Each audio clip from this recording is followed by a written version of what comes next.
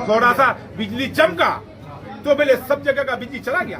साला अजीब मामला है भाई। बिजली के पदाधिकारी को मैं कहना चाहूंगा, चाहे तो आप बहादुरगंज विधानसभा के लोगों को बिजली दो, वरना यहाँ से ट्रांसफर करके भागो।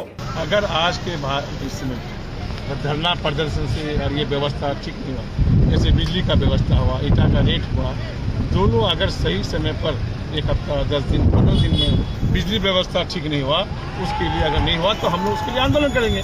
मेरे वक्त में कोई भी पदाधिकारी को इतना हिम्मत नहीं था जो एमएलए ब्लॉक में आ जाए और किसी का मोटरसाइकिल रसीद के लिए 3000 रुपया कहे और मोटरसाइकिल रसीद करता था। मेरे वक्त में नहीं था ये सब। सरकार को हम लोग चेतावनी दे रहे हैं कि आप इस तंत्र को सही कीजिए, बिजली का व्यवस्था सही कीजिए, लोगों को बिजली पहुंचाइए, वरना हम लोग अभी ये धरना की शुरुआत है, हम लोग हर प्रखंड में धरना देंगे और बड़ा जन सैलाब हम लोग जिला हेडक्वार्टर में करेंगे। 2005 में कोई भी गांव में बिजली नहीं था, कोई भी गांव में रोड नहीं था और ईटा का रेट 4 से 5000 था। 2020 में 6000 ईटा का रेट था। रेट बढ़ा है 2020 के बाद। लोग अगर सवाल करता है तो हमसे मुखातिब करे, बहस करे हमसे। तुम फाइन अगर किसान पर करोगे तो भट्टा मालिक पर भी ये करना पड़ेगा, FIR करना पड़ेगा। नहीं तो हम लोग एक देश एक दोहरी नीति हम लोग चलने नहीं देंगे। कोई भी किसान को अगर माइनिंग वाला डिस्टर्ब करने के लिए आया, हमको फोन करे, हम उस माइनिंग वाला को वही नापेंगे, उसको कान पकड़ेंगे माइनिंग वाला का। भट्टा वाला के यहाँ चलो, तुम देखो कहाँ से यह मिट्टी आता है, तुम्हारा बाप के घर से आता है मिट्टी। ईटा का रेट कम हो और कोई भी ईट भट्टा मालिक जो है लोकल लेबर से नहीं काम कराता है और कोई भी भट्टा गांव के बगल से दूर में नहीं है, जबकि नियम अनुसार 1.5 किलोमीटर गांव से दूर रहना चाहिए, या नहीं तो आज जो हमारा नस्ल और फसल दोनों बर्बाद हो रहा है। आम में कीड़ा हो रहा है, कटहल का जो है वो छोटा छोटा हो रहा है और यहाँ क्या कहते हैं कि ये ऑक्सीजन लेवल जो कम हो गया है, प्रदूषण जिसको बोलते हैं, उसके वजह से हमारा यहाँ तराक फराक जिसको हम लोग सुलजापुरी में बोलते हैं, हार्ट अटैक से मर जाता है और क्या कहते हैं लू लग जाता है और धूप के कारण मर जाता है।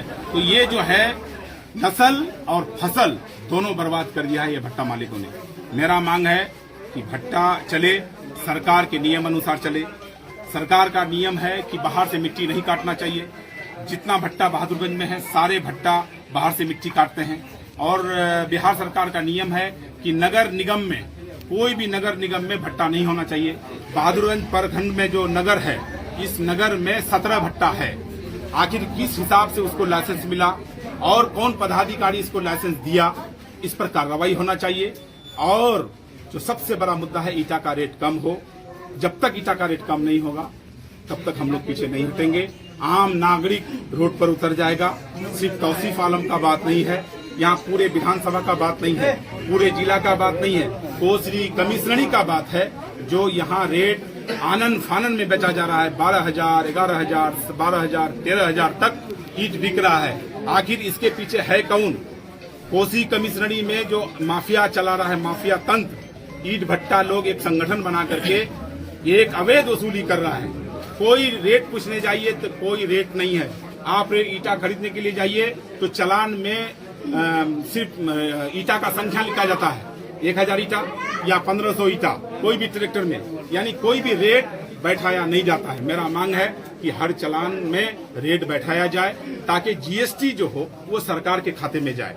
ये तो डायरेक्ट जीएसटी चोरी हो रहा है, ये माइनिंग जीएसटी चोरी करा रहा है। मेरा आरोप है कि माइनिंग सारे भट्टा, लगभग 600 भट्टा किसान जिला में है, सारे भट्टा से मंथली लेकर के भट्टा वाला का साथ दे करके मनमानी रेट में ईट बेचवा रहा है। लेकिन विधायक जी, जो प्रधानमंत्री आवास है उसमें ईटा के साथ साथ सीमेंट और रड भी लगता है, तो सिर्फ आवास ईटा पे ही क्यों, सीमेंट और रड पे क्यों नहीं? मेरा अधिकार क्षेत्र में है, मिट्टी मेरा इलाका में भट्टा बनता है, भट्टा है, तो हमको जो 1,35,000 किसी भी गरीब आदमी को इंदिरा आवास दिया जाता है, तो ईटा का दाम उसमें क्या कहते हैं कि 5715 रुपया के हिसाब से रेट बैठा करके, यानी रेट ईटा का अलग होता है, बालू का अलग होता है, लोहा का अलग होता है, गिट्टी का अलग होता है, सारा चीज मिला करके, लेबर का अलग होता है, सारा चीज मिला करके हमको यानी हमारी जनता को 1,35,000 ये इंदिरा आवास दिया जाता है। तो जो आदमी को एक क्या कहते हैं 5715 रुपया के हिसाब से पैसा दिया जा रहा है, और यहाँ हम 12,000 रुपया से 11,000 रुपया में या 12,000 में अगर ईटा लेंगे तो वो 1,35,000 में मेरा इंदिरा आवास उठेगा।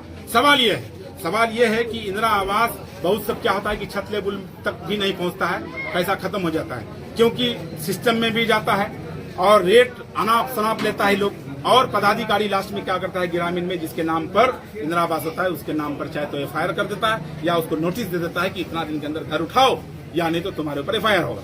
तो मेरा कहने का मतलब है कि आप एक तरफ रिकवरी के लिए चिट्ठी भेजते हैं और दूसरी तरफ आप मनमानी रेट में ईटा और बालू सीमेंट खरीदना पड़ता है। तो इसमें भी देखिए ना, एक तरफ टोपी लगा करके कहिएगा कि हम शुद्धिकरण है तो नहीं होगा, आपको शुद्धिकरण सब में करना पड़ेगा, ईटा का रेट में भी करना पड़ेगा। और भट्टा का जो गलत लाइसेंस दिए हैं नगर में, आप 17 भट्टा का जो बहादुर नगर में जो दिए, कैसे दिए, किस कानून के तहत दिए, और मिट्टी जो बाहर से लाते हैं ये किस कानून पर आता है। हमारा देहाती क्षेत्र में कोई आदमी अगर 1 टेलर ईटा या 1 टेलर मिट्टी काटने के लिए जाता है तो माइनिंग थाना प्रभारी को ले आकर के पहुंचा करके टेलर को सीज करता है, गाड़ी को सीज करता है, चालान काटता है, मनमाने इस माइनिंग 1 लाख 1.5 लाख फाइन करता है। तो तुम ये किसान के लिए अलग कानून, भट्टा वाला के लिए अलग कानून, तुम फाइन अगर किसान पर करोगे तो भट्टा मालिक पर भी ये करना पड़ेगा, FIR करना पड़ेगा। नहीं तो हम लोग एक देश एक दोहरी नीति हम लोग चलने नहीं देंगे। कोई भी किसान को अगर माइनिंग वाला डिस्टर्ब करने के लिए आया हमको फोन करे, हम उस माइनिंग वाला को वही नापेंगे, उसको कान पकड़ेंगे माइनिंग वाला का, भट्टा वाला के यहाँ चलो तुम देखो कहाँ से ये मिट्टी आता है, तुम्हारा बाप के घर से आता है मिट्टी ना, तुम जहाँ से लाइसेंस देते हो वहाँ से मिट्टी काटना पड़ेगा, माइनिंग को जवाब देना पड़ेगा।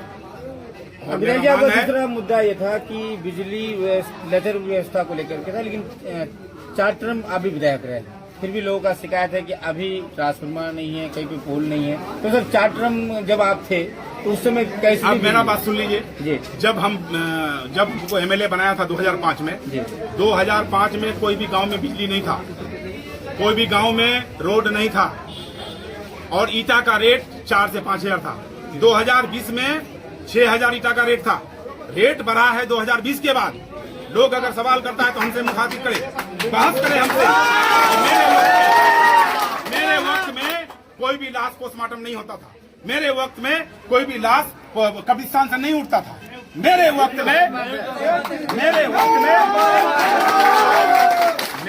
में कोई भी पदाधिकारी को इतना हिम्मत नहीं था जो MLA ब्लॉक में आ जाए और किसी का मोटरसाइकिल रसीद के लिए 3,000 रुपया कहे और मोटरसाइकिल रसीद करता था। मेरे वक्त में नहीं था ये सब। कोई भी पदाधिकारी हो अगर वो MLA का बात नहीं सुनता है, इसका मतलब है कि वो MLA कमजोर है। आज क्षेत्र में बिजली नहीं लाता है, इसका मतलब है कि MLA कमजोर है, MP कमजोर है। मेरा क्षेत्र में बिजली नहीं रहेगा और वहां का हम MLA रहेंगे, हम इस्तीफा दे देंगे, चाहे तो पब्लिक का काम करेंगे वरना हम इस्तीफा दे देंगे। थोड़ा सा बारिश होता है इलाके में तो 2 घंटा 4 घंटा 5 घंटा 8 घंटा बिजली का है, कभी कभी तो 24 घंटा भी। अगर रात में 7 बजे 8 बजे बारिश हो जाए तो दूसरे दिन 11 बजे बिजली आता है। क्या कर रहे हैं भाई? ठीक कर रहे हैं, काम कर रहे हैं। एलो सेटर ना सेलो सेटर क्या बोलता है वो बेले उड़ गया भी, थोड़ा सा बिजली चमका तो बेले सब जगह का बिजली चला गया। साला अजीब मामला है भाई।